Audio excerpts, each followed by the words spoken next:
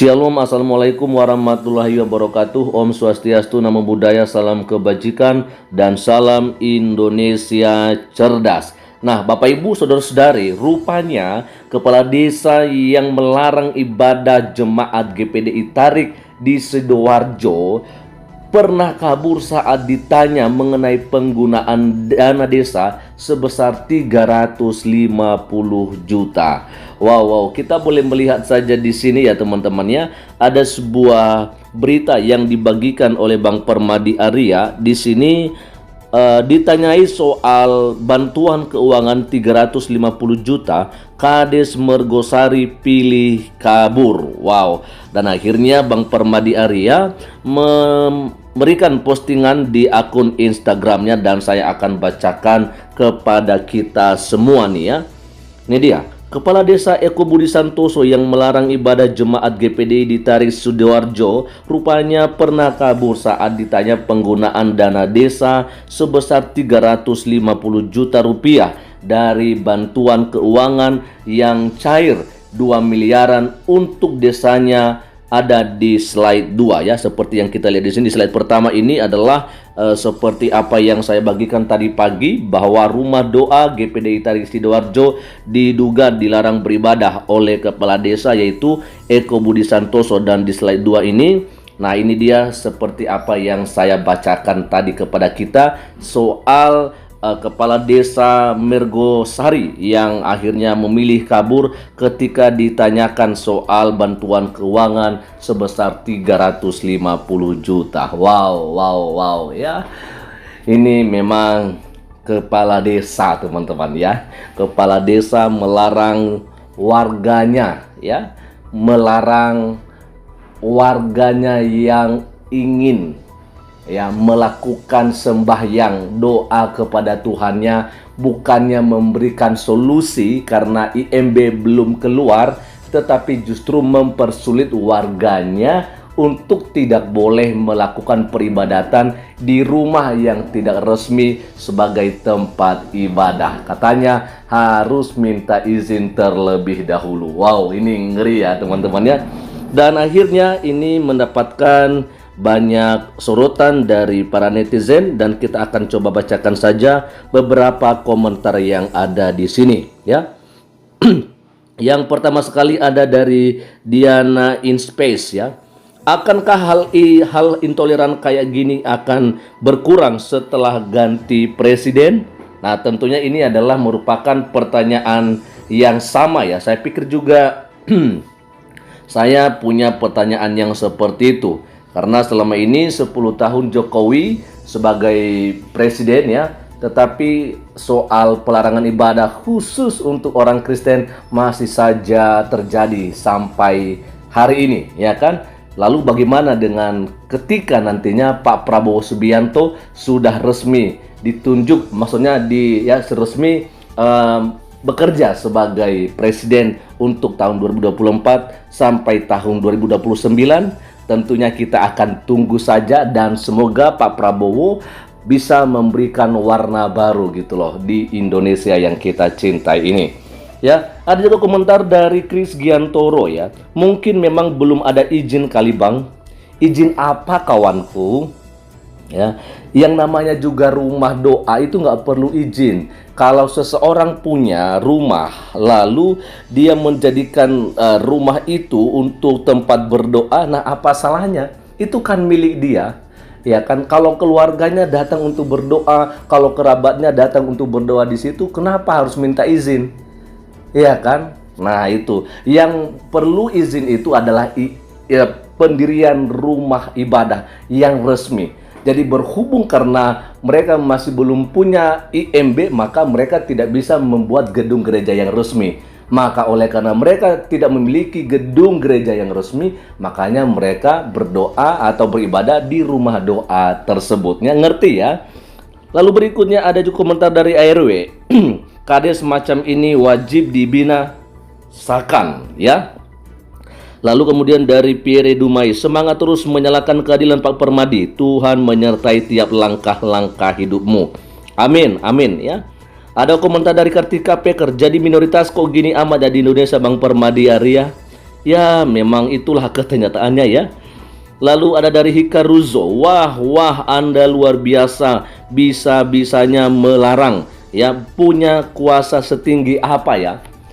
Dia punya kuasa sebenarnya bukan untuk melarang warganya, tetapi mempunyai kuasa bahkan sekaligus sebagai tanggung jawab untuk memberikan solusi kepada warganya yang sampai saat ini belum mendapatkan izin mendirikan bangunan gedung gereja.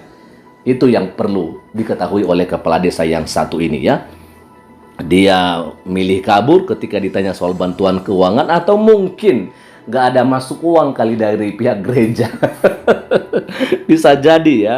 Lalu berikutnya ada dari Darwin SP89, mana mungkin intoleran di negeri ini dihukum. Ya, memang kalau kita melihat ya teman-temannya, banyak kejadiannya yang seperti begitu ya. Kalau masalah intoleransi, kalau dari oknum muslim yang menjadi pelakunya, ya paling juga kalau misalnya dihukum paling 3 bulan ya kan, nggak lama-lama. Tapi kalau dari pihak non muslim yang melakukan intoleran seperti itu, wah itu pasti bisa lama, bisa sampai 18 bulan, bisa sampai 2 tahun, 3 tahun ya kan.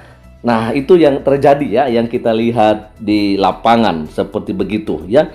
Ada juga komentar dari Radikal Dreamer 888 ya, paling ideal di Singapura ya, di mana di situ tidak ada pelajaran agama, yang diajarkan nomor 1 yaitu nasionalisme dulu ya. Kerukunan antar suku dan agama juga ditekankan, tapi agama urusan masing-masing keluarga. Lebih akur, rukun, tidak ada gesekan berlebihan seperti di sini. Kalau ribut-ribut soal agama, galak sekali pemerintahnya. Ya, mau bagaimana lagi? Indonesia memang seperti itu adanya sekarang. Direspon sama Radikal lagi, maksudnya ada tambahan lagi ya. Semua agama diberi jatah libur resmi hanya 2 hari dalam setahun. Semua agama sama, hanya 2 hari juga ya. Oke, mau Buddha, Islam, Kristen, Hindu, semuanya hanya diberi jatah 2 hari dalam setahun. Lalu Natal libur 1 hari, Lebaran 1 hari, Imlek 1 hari, Deepavali 1 hari, semua 1 hari. Mana ada libur super panjang plus hari kejepit super banyak ala-ala Konoha, jadi malas rakyatnya. Oke. Lalu ada komentar dari El Borza 17. Kades kayak gini lebih baik disingkirkan. Kades di tempat saya sembayangnya 5 waktu ya, fanatik agamanya, tapi masih ada toleransi untuk warganya yang non muslim. Nah itu yang betul teman-temannya. Nggak apa-apa kita memang fanatik sama agama kita, tetapi bukan berarti kita memusuhi orang yang berbeda agama dengan kita. Fanatik itu artinya bahwa dia cinta banget gitu loh, dia taat sama agamanya. Itu penting. Fanatik agama boleh, tapi jangan mabuk agama. Ya, kita itu fanatik, taat sama agama kita, itu memang yang diperlukan. Ya nggak apa-apa, silakan. Tapi jangan berarti Anda ketika fanatik lalu Anda memusuhi orang lain. Itu yang nggak bagus, ya kan? Nah, oke, lanjut. Ada dari Sandrising ya, tilep uang halal ibadah haram.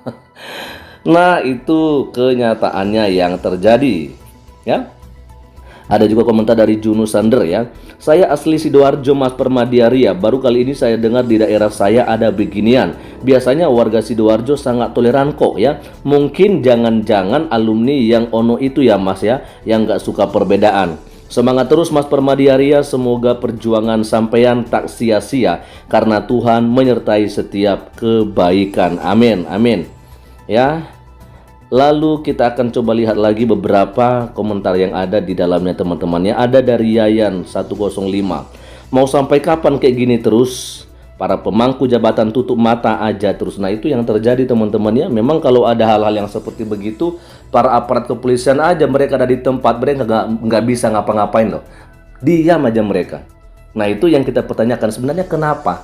Kenapa para aparat kepolisian ini nggak berani ya memberikan keamanan kepada warga yang sedang dipersekusi, kan begitu ya. Ada dari Golans ya, KPK ya, mau nggak usus sekelas Kades atau dibiarkan saja begitu? Kita menunggu aja. Kita menunggu aja. Ada dari Ivan Menalu ya, menterinya nggak ada suara ya, nanti ada suara tapi nggak ada tindakan. Itu yang terjadi. Ada suara, ada semacam pesan, ada semacam pidato, tapi ya sebatas itu aja sih. Tindakan di lapangan nihil. Lalu dari Yohanes ya, laporkan polisi dan tangkap.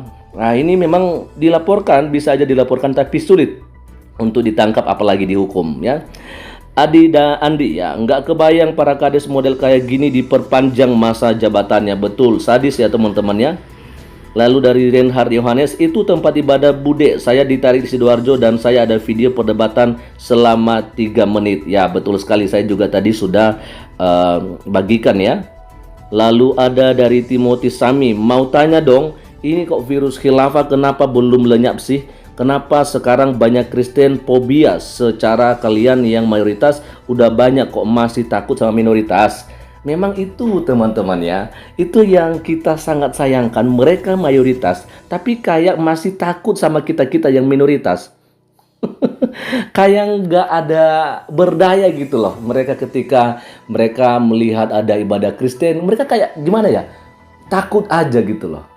Ya ngerti aja lah kenapa bisa begitu ya kan.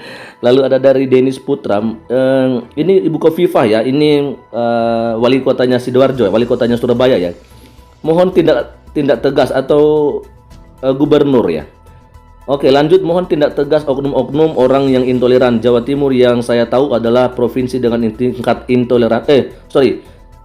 Jawa Timur yang saya tahu adalah provinsi dengan tingkat toleransi yang tinggi. Ya, kemarin di Gresik, sekarang di Sidoarjo. Nah, itu dia. Ya, orang kan bisa aja berubah, Pak. Ya, sekalipun mungkin beberapa waktu yang lalu memang tolerannya luar biasa, tapi ya bisa jadi intoleran kan begitu. Ada dari Yohanes, kalau ditindak nanti teriak penistaan agama. Betul. Yang terakhir dari Bintar, kalau negara ini negara hukum itu harus ditangkap, bikin negara berwibawa. Betul, itu yang kita harapkan tentunya ya. Jadi teman-teman, itulah yang terjadi di negara kita yang kita cintai ini, dan semoga saja Indonesia ya boleh dijamah oleh Tuhan, dilawat oleh Tuhan, sehingga ada perubahan untuk bangsa kita, mulai dari pemimpin kita Jokowi sebagai presiden, wakilnya ya, para menteri dan seluruh pemangku jabatan di pemerintahan, kiranya mereka boleh ya memperhatikan masyarakat dan rakyatnya yang sedang dipersekusi oleh orang-orang atau sekelompok orang yang tidak senang dengan orang lain yang berbeda agama dengan mereka. Selamat malam. Tuhan Yesus memberkati kita semua. Shalom. Assalamualaikum warahmatullahi wabarakatuh. Om Swastiastu, Namo Buddhaya, salam kebajikan dan salam Indonesia cerdas.